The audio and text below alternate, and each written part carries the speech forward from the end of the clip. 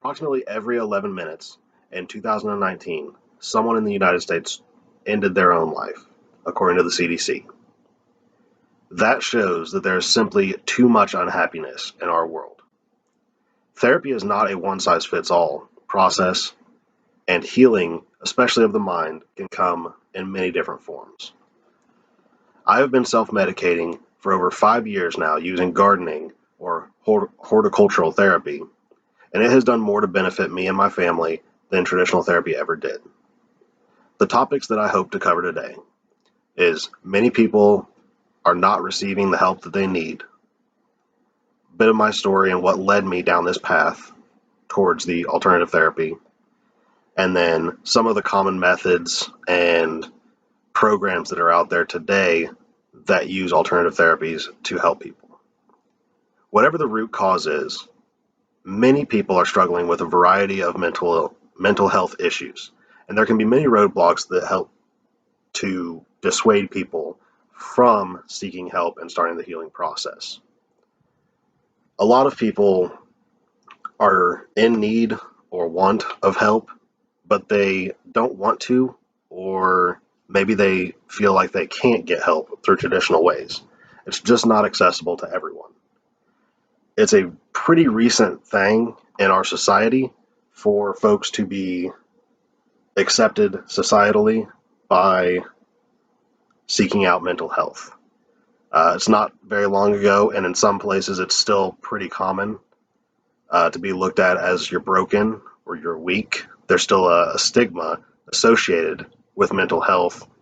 And though I do think society is moving in a positive direction towards that, some insurance companies are still slow to kind of make that move and include that as part of the therapy. So, or as part of your overall health and well-being. So your insurance might not cover it. Scheduling is a big issue that I've seen with some folks. If you're working paycheck to paycheck and you need to take time off work, so say you're not getting paid to be at work for an afternoon, you might lose out on more money than it will cost for you to go to that therapy session. And that's just not feasible for, single income households, single moms, single dads, whatever it might be.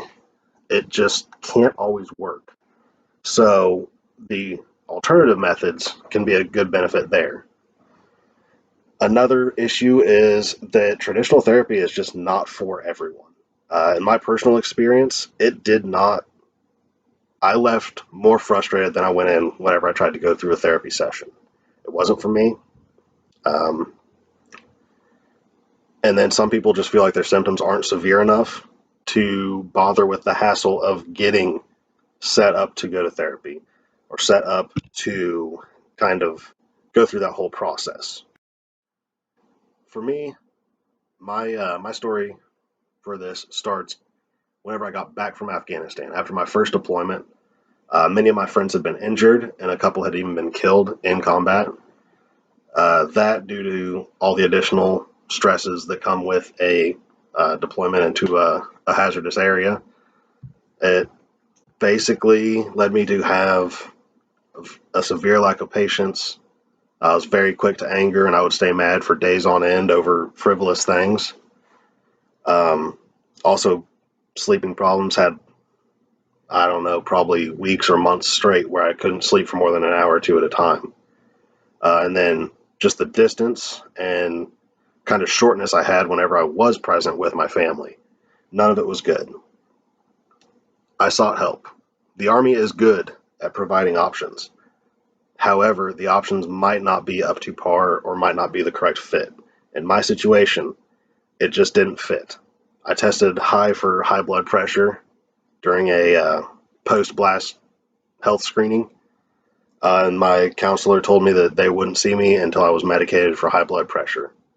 Surprisingly enough, after a person had stepped on a improvised explosive device in my platoon, and I had to go get screened for traumatic brain injury, my blood pressure was a little bit elevated.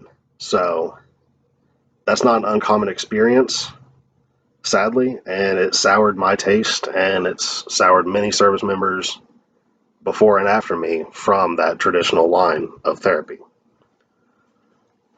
So I decided after that I was no longer interested in what they were willing to provide. I tried alcohol. That, as many people have learned, does not really work. It can numb you, help soothe you for a little bit, but ultimately it causes more issues than it helps. One of those problems was I physically did not feel well anymore. Internally, I had stomach issues, headaches constantly. I was in essentially an ongoing hangover or drunken state for a while. So gardening stepped in there because I was pretty much given the ultimatum: pick my family or the bottle, and I chose my family. And so I wanted to start trying to heal inside out. Planted the garden, or well, started out, dug the garden, planted it, tending it. All of that's very physical and physically intensive. And so what that did was it really helped my sleeping. It greatly improved my ability to sleep. Wearing yourself out, digging a big old garden plot with one shovel, it puts some work on you, and it lets you kind of get back to a place where you can sleep. And sleeping alone can help with sort of that mental healing, kind of jump starting it. But it wasn't. But it was a good start. According to Husted, in an article he wrote for NPR in 2012, gardening can reduce your stressors and calm your nerves by producing cortisol. And cortisol is a hormone that's part of the stress response system. I found that very accurate because even if things weren't going right, if I was having a bad day or something in the garden wasn't working how I thought it would, just spending time there helped put my mind in a better state, put me at ease, kind of. So that kind of led me to look into more about alternative therapy, garden therapy, horticultural therapy, whatever you want to call it.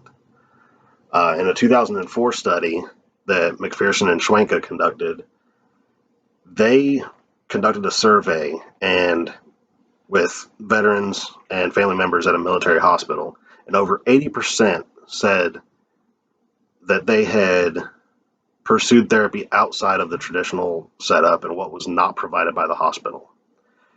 So this shows that the people were willing and felt it necessary to seek outside help, even when it wasn't included with their benefits. Excuse me. In 2017, Fleming stated in the Journal of Therapeutic Horticulture, he authored an article titled "Laughter Therapy and Horticultural Therapy: Cross-Pollination." Basically, he determined that both disciplines, the laughter and horticultural therapy, can work as a complementary or standalone treatment method, which I thought was interesting because I'd never heard of laughter therapy before, but had heard of that horticultural therapy. So I've personally had great success reducing my levels of stress and alleviating other symptoms of the combat stress, PTSD, whatever you want to call it. And many veteran-focused programs have surfaced in recent years that I've noticed anyway. They kind of look more into like a hobby or a passion as a path to healing. So fishing, hunting, common things like that people can enjoy, hiking. And there's even a documentary titled Resurface on Netflix I watched that it was a program, and a group of guys take these veterans surfing as a way to kind of jumpstart their healing and get, people out in nature as kind of a way to help. So it just kind of it goes to show that when you look around and you're creative, you can find ways to help yourself or someone you care about. And I hope that everyone now knows that there is a lot of folks that aren't getting the help they need. The bit of my story that led me to using a garden as therapy and kind of how I realized it after I had already started it. And then a couple of the common therapies used outside of the normal realm.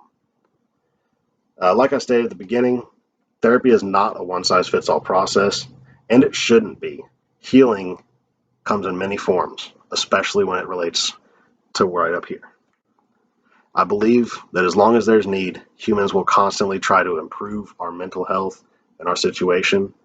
And I think that a lot of the time it comes in places that people wouldn't even expect. Thank you.